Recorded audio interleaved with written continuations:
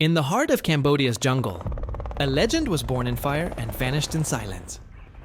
Major Michael D. O'Donnell, pilot, poet, hero disappeared into the shadows of Ratanakiri Province, never to return.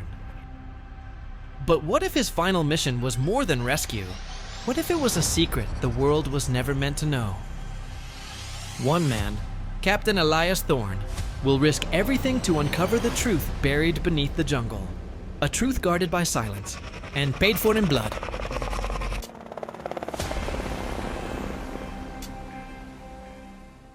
The war was a kaleidoscope of brutal, disjointed moments, but for Captain Elias Thorne, it was defined by a single sound, the static hiss of a radio and the abrupt, final silence that followed.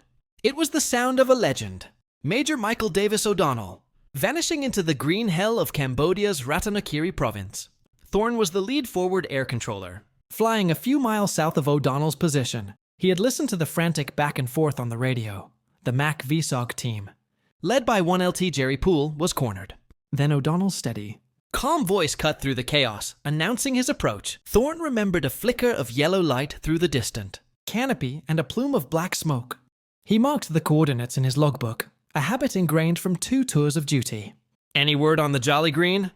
his co-pilot asked, using the code for a rescue helicopter. Thorne didn't respond. He knew. The air was thick with enemy fire, so thick that no one could get close.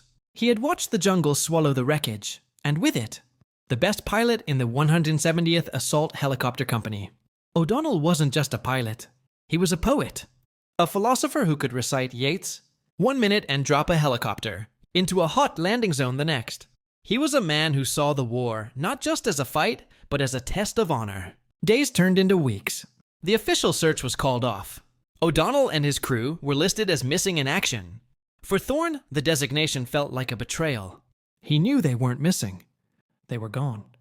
The military reasoned that the intense enemy presence and the dense jungle made recovery impossible. Thorne, however, had his own reasoning. The coordinates he'd marked were just the beginning of a riddle. Why was the team in that specific location? What were they doing so deep behind enemy lines?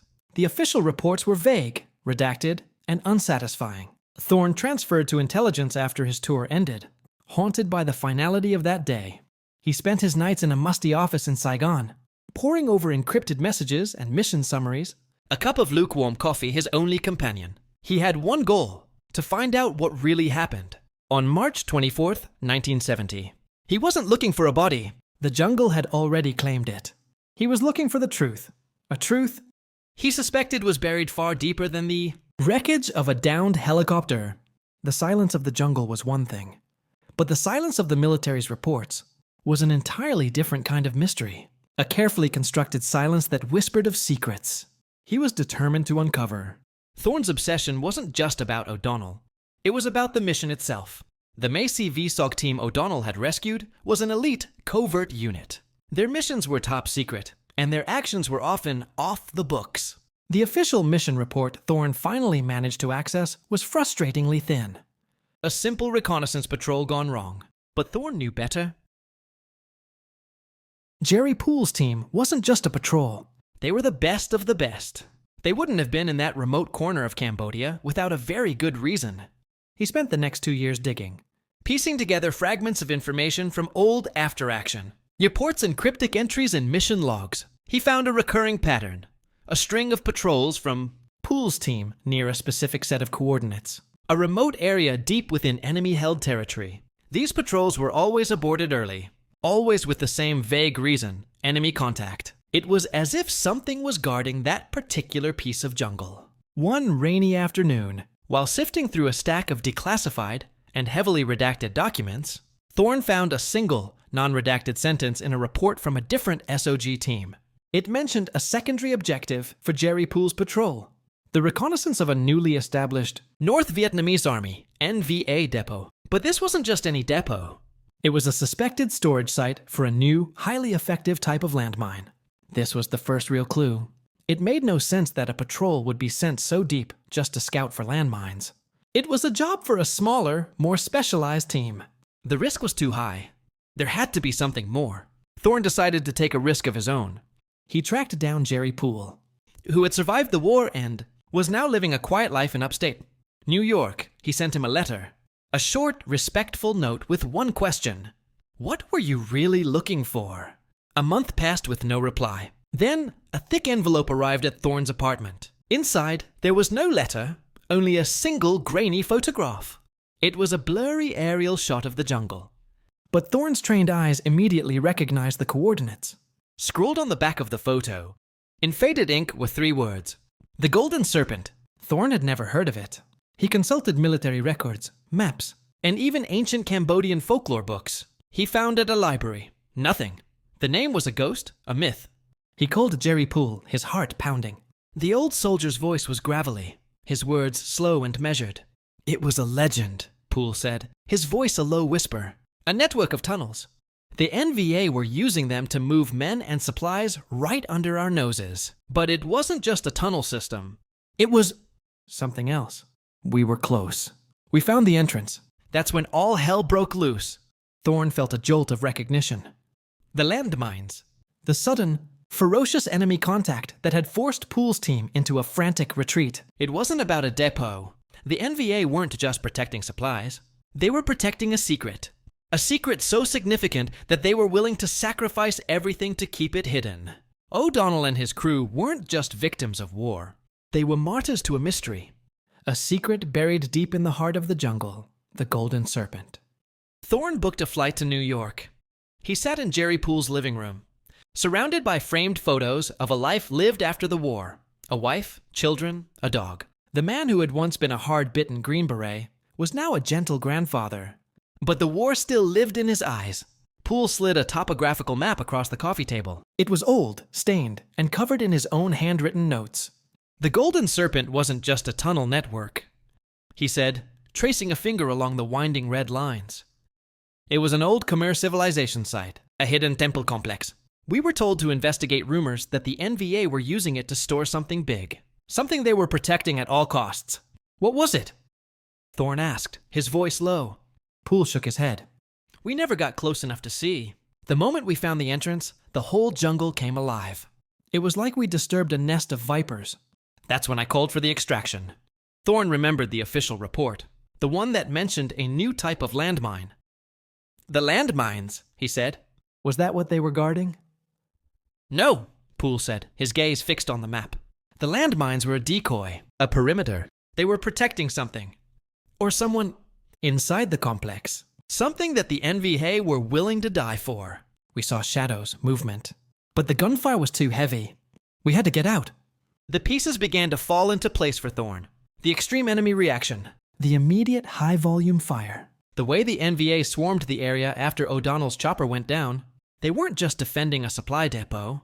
They were defending a secret. What do you think it was? Thorne pressed, leaning forward. Poole sighed, a long, weary sound. That's the question that's haunted me for 50 years. But there's one person who might know. Someone who was with us. A young private named Phanom. A Cambodian local we recruited. He was the only one who had a gut feeling about what we were looking for. We called him the Seeker because he had a strange gift for finding things. He knew the jungle like no one else. He disappeared a few months after the mission. The official report says he was killed in action, but I never believed it. Thorne felt a thrill of discovery. A new lead. A living person who might hold the final piece of the puzzle. He looked at the map, at the winding lines that led to the heart of the jungle. Phanom, he murmured. Did you ever try to find him? Poole shook his head sadly. No, after the war, I just wanted to leave it all behind. But you're still looking for answers. He looked Thorne in the eye, a silent question in his gaze. Be careful, he warned. Some secrets are better left buried. Thorne thanked him and left. He had spent years chasing ghosts, but now he had a name.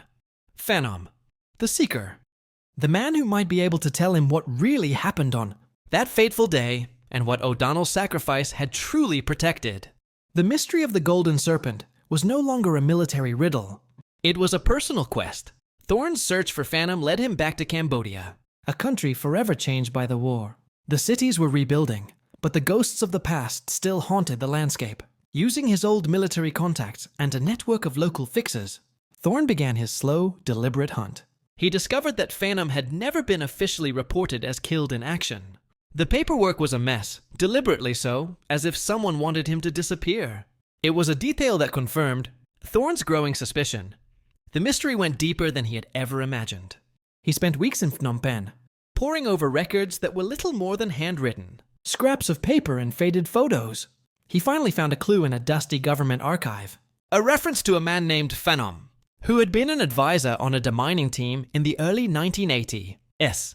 The team had worked in a remote area of Ratanakiri Province, the exact location of the Golden Serpent. Thorn hired a local guide and made his way to the province. The jungle was thick and the heat was suffocating. He recognized the terrain from the old aerial photos, but the land itself seemed to be holding its breath. The silence of the jungle was now punctuated by the distant, rhythmic thud of a demining crew's sweep. He found Phanom living in a small, isolated village. He was an old man now, his face lined with the deep wrinkles of a life lived through war and loss. He was sitting on a simple wooden porch, carving a small bird out of a piece of wood. When Thorn introduced himself and mentioned Jerry Poole, Phanom's hand stopped moving. "You are looking for answers," Phanom said in a soft, quiet voice, his gaze meeting Thorn's. "Many people came looking for different things, but you are looking for the truth." Thorn nodded. "I want to know about the Golden Serpent. What was so important that they were willing to die for it?" Phanom led Thorn to a quiet corner of the village. "The Golden Serpent was not a place for war," he said. "It was a sacred place, a temple where my ancestors kept the ancient scrolls. Scrolls that held the secrets of our history, of our culture. But more importantly, they were scrolls that had been hidden from all outside influence for centuries." "The North Vietnamese were not just guarding a secret," Phanom continued. "They had a more sinister goal. They were looking for something in the temple, something they believed would give them an advantage in the war. They used the tunnels to move their soldiers, but their ultimate goal was to find a specific artifact that was said to grant immense power. Or Endis, relic that was said to be the key to our culture's true strength." Phanom looked at Thorn, his eyes filled with a deep sadness. "My team was there to protect the scrolls, not to fight a war." When the Americans arrived, they were caught in the crossfire. Major O'Donnell. He didn't die for a military objective. He died to protect a secret. The secret of the Golden Serpent. Thorn felt a wave of emotions wash over him. The mystery he had chased for decades was not about a military objective or a strategic location. It was about a hidden piece of history, a sacred trust, and a sacrifice made to protect it. O'Donnell hadn't been fighting the enemy. He had been protecting a legacy. "So, what happened to the artifact?" Thorn asked, his voice barely a whisper.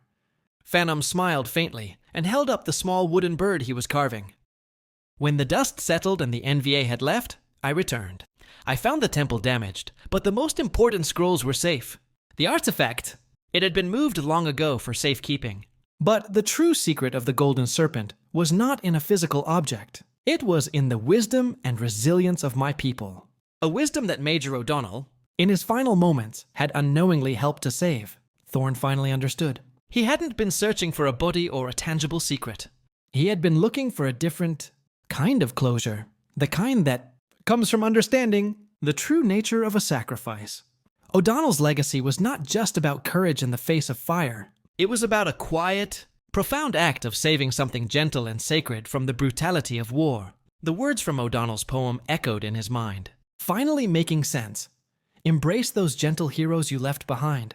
Thorn left the village with a sense of peace he hadn't felt in decades. The weight of the mystery, the haunting question of what really happened to Major O'Donnell, was finally lifted. He had come to Cambodia seeking a body, a definitive answer. But he left with something far more profound. A story of a silent, yet monumental act of courage. O'Donnell's bravery on that day wasn't just about flying into a hot landing zone to save his fellow soldiers. That was just one part of his heroism. The true measure of his sacrifice was in what his act had unwittingly protected. He had given his life not just for a team of Green Berets, but for a hidden sanctuary of knowledge, a sacred part of an ancient culture. He, a soldier from a distant land, had become the guardian of a legacy he didn't even know existed. His final poem, a testament to his character, had taken on a new, deeper meaning for Thorn. O'Donnell had written about gentle heroes you left behind, a line Thorn had always assumed referred to his fallen comrades. But now, Thorn understood. O'Donnell's words weren't just for the soldiers. They were for the people, for the very soul of the land they had fought on. He had left behind a legacy of honor, A willingness to die, not for a political cause, but for the inherent worth of human history and culture. The jungle of Ratanakiri may have swallowed the wreckage of his helicopter, but it could not erase his spirit. His unyielding courage and his quiet act of self-sacrifice transcended the chaos of war. He was not just another casualty of the conflict. He was a hero who had found a higher purpose in his final moments. His story would no longer be just a sad entry in a military report. It would be a testament to the unyielding spirit of those who fight.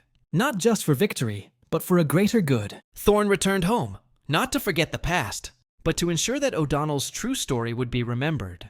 The mystery had been solved, and in its place was a beautiful and tragic truth that spoke not of war, but of humanity.